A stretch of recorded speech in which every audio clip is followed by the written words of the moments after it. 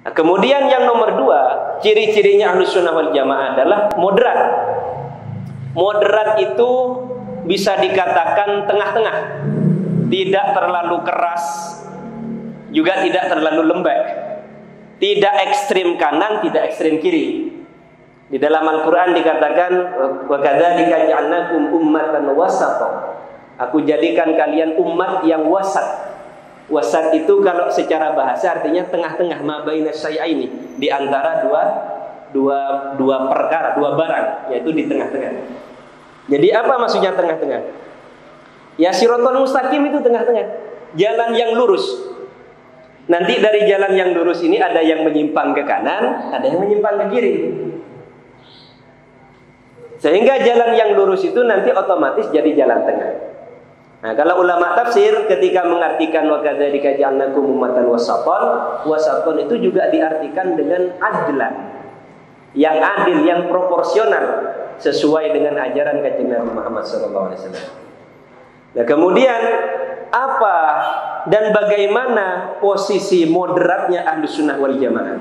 Apakah moderat itu bermakna toleransi ataukah bermakna membiarkan kemungkaran dan seterusnya? Tidak demikian. Karena ketika menjelaskan tentang posisi wasatiyah Ahlus Sunnah wal Jamaah, ulama memberikan gambaran setiap tema yang mengukuhkan bahwa Ahlus Sunnah memang ada di pertengahan. Yang pertama, masalah murtakibul kabirah. Jadi murtakibul kabirah atau artinya adalah orang Islam yang melakukan dosa besar. Ini nanti ada kelompok ekstrim kanan, ada kelompok ekstrim kiri, kemudian ada Ahlus Sunnah ajarannya nanti. Menurut kelompok ekstrim kanan yang diwakili oleh dua golongan, yang pertama Khawarij, yang nomor dua Mu'tazilah.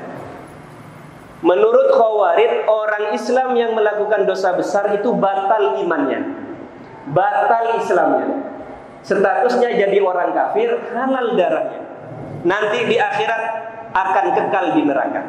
Ya, perhatikan, ini ajarannya Khawarij, bukan ajaran Ahlus Sunnah. Kalau ada orang Islam melakukan dosa besar, imannya batal, bukan orang Islam tapi orang kafir dan halal darahnya. Nah, pemikiran Khawarij ini yang menjadi motivasi kelompok-kelompok teroris. Jadi kalau ada orang yang KTP-nya Islam atau orang terkenal Islam tapi kemudian membunuh, mengebom orang Islam, itu berarti kelompok Khawarij. Kalau sampean bertanya, masa iya ada orang Islam membunuh orang Islam, ngebom orang Islam? Ya ada, para hadirin hadirat sekalian. Sayyidina Ali itu wafatnya karena dibunuh. Yang membunuh Sayyidina Ali bukan orang kafir, tapi orang Islam yang keluar dari barisannya Sayyidina Ali tadi itu, yang disebut dengan kelompok Khawarij. Jadi menurut Khawarij, Sayyidina Ali sebagai kepala pemerintahan tidak menjalankan hukumnya Allah. Kalau sudah tidak menjalankan hukumnya Allah, faulaika humul kafirun katanya. Berarti kafir. Kalau kafir halal darahnya. Nah, ini di dalam umat Islam itu memang ada yang kayak gitu. Nah, kita wajib waspada dan mewanti-wanti generasi muda kita agar tidak terjebak dalam pemikiran Khawarij yang diadopsi oleh kelompok teroris. Jadi, apa kata kuncinya kelompok Khawarij ini? Mudah mengkafirkan. Yang nomor dua, mudah menghalalkan darahnya orang yang dikafirkan tadi. Kalau cuma mengkafirkan banyak, kadang orang-orang kita sendiri mengkafirkan kelompok lain kan gitu. Nah, yang problem di sini mereka bukan hanya mengkafirkan tapi juga menghalalkan darah. Ini yang berbahaya. Sudah, ini nomor satu diwakili kelompok Khawarij. Yang nomor dua diwakili oleh Mu'tazilah. Menurut Mu'tazilah, orang Islam yang melakukan dosa besar itu imannya batal. Berarti dia bukan orang Islam, tapi bukan orang kafir. Nah, aneh ya. Jadi menurut Mu'tazilah, kalau ada orang Islam berbuat dosa besar dan dia tidak tobat, maka dia bukan orang Islam, juga bukan orang kafir. Terus apa statusnya? Ya berarti bukan. Orang bukan Islam, bukan kafir. Nah ini tidak ada dalam Al-Quran dan hadis yang menjelaskan orang bukan ini nggak ada. Pilihannya baik atau tidak baik, pilihannya neraka atau surga. Nah karena di Al-Quran dan hadis tidak ada, orang Mu'tazilah membuat istilah baru untuk mengakomodasi keyakinan mereka. Mereka membuat istilah manzilah bainal manzilatain. Jadi kalau ada orang Islam melakukan dosa besar, bukan Islam, bukan kafir, tapi statusnya bukan. Yaitu manzilah, kedudukan di antara dua kedudukan. Nanti di akhirat bagaimana menurut Mu'tazilah? Kalau ada orang Islam berbuat dosa besar ini, di akhirat akan masuk neraka. Selamanya di neraka. Tapi siksanya lebih ringan daripada orang kafir asli, katanya Mu'tazilah ini. Kita jangan mau ikut ini. Repot ya, kayaknya masuk neraka semua nanti ini. Nah, ini kelompok kanan. Ini bukan ajaran Ahlus Sunnah. Kemudian sebaliknya ada ekstrim kiri, kelompok kiri. Namanya Murji'ah. Ini kalau tadi ini remnya kekencengan, sekarang remnya blong. Katanya Murji'ah, orang Islam itu kalau sudah KTP-nya Islam, mau berbuat dosa apa saja bebas. Mau berbuat maksiat apa saja bebas. Nanti Allah wajib memasukkan mereka ke dalam surga. Ini kalau ajaran Murji'ah ini diterangkan ke masyarakat, bahaya ini. Yang maling tambah jadi nyurinya, yang tidak sholat tambah tidak sholat, dan seterusnya. Tapi sekali lagi ini bukan ajaran Ahlus Sunnah wal Jamaah. Jadi prinsipnya Murji'ah itu adalah la tadurru ma'al iman, Masya Allah, la tadurru ma'al iman maksiyatun kama la tanfa'u ma'al kufri ta'atun. Nah, ini prinsipnya Murji'ah. La tadurru ma'al iman maksiyatun kama la tanfa'u ma'al kufri ta'atun. Orang kafir itu katanya ini ya, kalau berbuat baik apapun tidak akan ada gunanya kebaikannya. Nah, dalam masalah ini kita sepakat.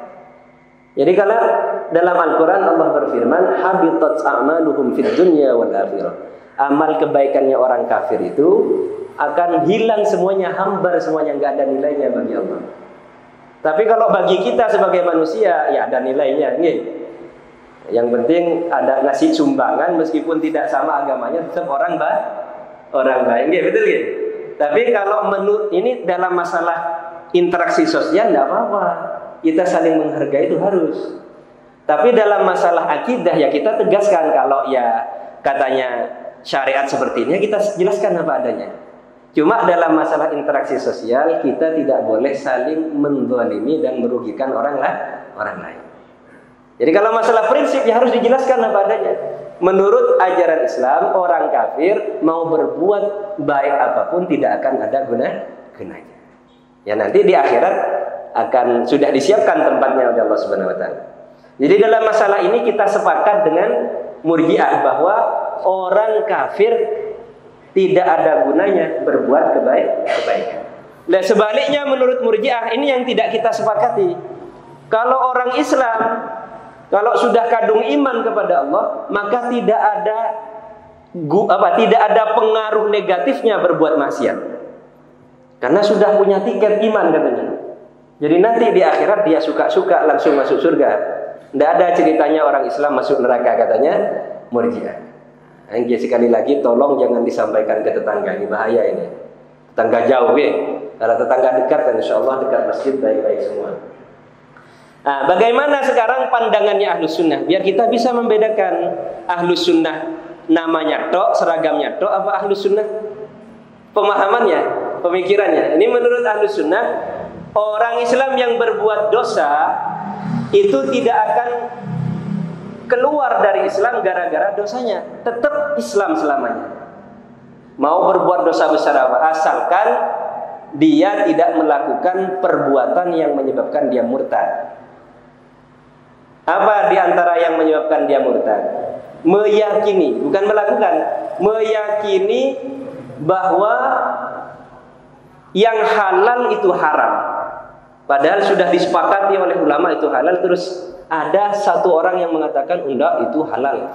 Contohnya zina itu haram berdasarkan ijma'nya ulama. Kemudian ada seorang doktor di kampus mengatakan hubungan di luar nikah tidak apa-apa katanya, berdasarkan milkul yamin. Kan ada kayak gitu. Nah, ini jelas menurut ajaran Ahlus Sunnah wal Jamaah dapat menyebabkan keluar dari agama Islam alias murtad.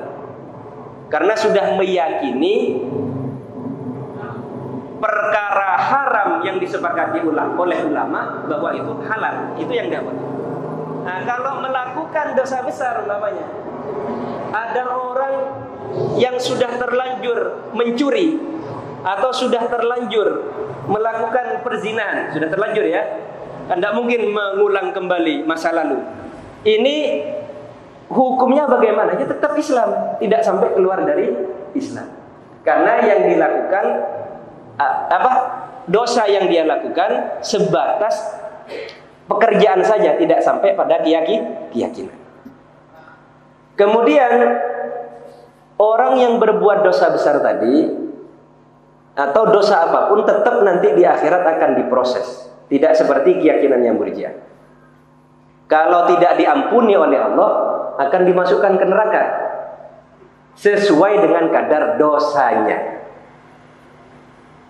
Ya, orang Islam yang melakukan dosa kalau tidak diampuni oleh Allah akan dimasukkan ke neraka sesuai dengan kadar dosanya. Artinya tidak selama-lamanya di neraka. Karena umatnya Nabi Muhammad, dawuhnya Kanjeng Nabi, kalau mangkana akhiru kalamihi la ilaha illallah dakhala jannah. Siapa saja yang di akhir hayatnya ucapannya adalah la ilaha illallah pasti masuk surga. Jadi kalau sudah membawa kalimat la ilaha illallah pasti masuk surga. Nah, cuma kalau ada dosanya dan tidak diampuni oleh Allah, diproses dulu di neraka. Nah, ini biar tidak seenaknya sendiri hidup di dunia ini. Oh, tenang nanti masuk surga. Karena ada orang yang bilang begini, hadirin sekalian. Katanya Kanjeng Nabi, "Man qala la ilaha illallah dakhala jannah." Atau "Man kana akhiru kalamihi la ilaha illallah dakhala jannah." Wis enak wis la ilaha illallah tok, tahlilan tok. Enggak usah salat, enggak usah ini. Toh nanti masuk surga. Kan orang sekarang pinter-pinter. Jadi bagaimana cara menjawab persoalan seperti ini? Dijawab oleh Imam Ghazali. Iya, la ilaha illallah kalau disebutkan di akhir hayat pasti masuk surga. Cuma untuk menyebutkan kalimat la ilaha illallah di akhir hayat itu kan tidak mudah.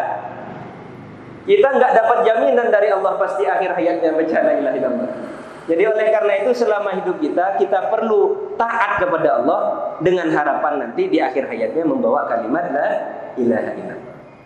Kemudian yang nomor 2, seumpamanya katanya Imam Ghazali, kita semua ditakdir masuk surga semua dengan membaca la ilaha illallah tanpa mengerjakan amal yang lain. Ingat hadis Kanjeng Nabi, udkhulul jannah wa qtasimuha bi a'malikum. Masuklah kalian ke surga, tapi ambillah bagiannya di surga sesuai amal kalian. Jadi kalau cuma la ilaha illallah tok amalnya, khawatirnya nanti di surga kamarnya kecil, rumahnya kecil gitu. Jadi makanya jangan sampai terbuai dengan hanya mengambil zahirnya hadis mangkana akhiru kalamihi la ilaha illallah dakhala jannah. Sudah saya tidak mau masjid, cukup la ilaha illallah tahlilan. Ini keliru ini. Nah, ini sudah jelas ya. Jadi ajaran Ahlus Sunnah Jamaah beda dengan kelompok kanan tadi, juga beda dengan kelompok kiri. Kita meyakini orang Islam yang melakukan dosa besar tetap Islam, tapi dosanya kalau tidak diampuni Allah akan diproses sesuai dengan ketentuannya.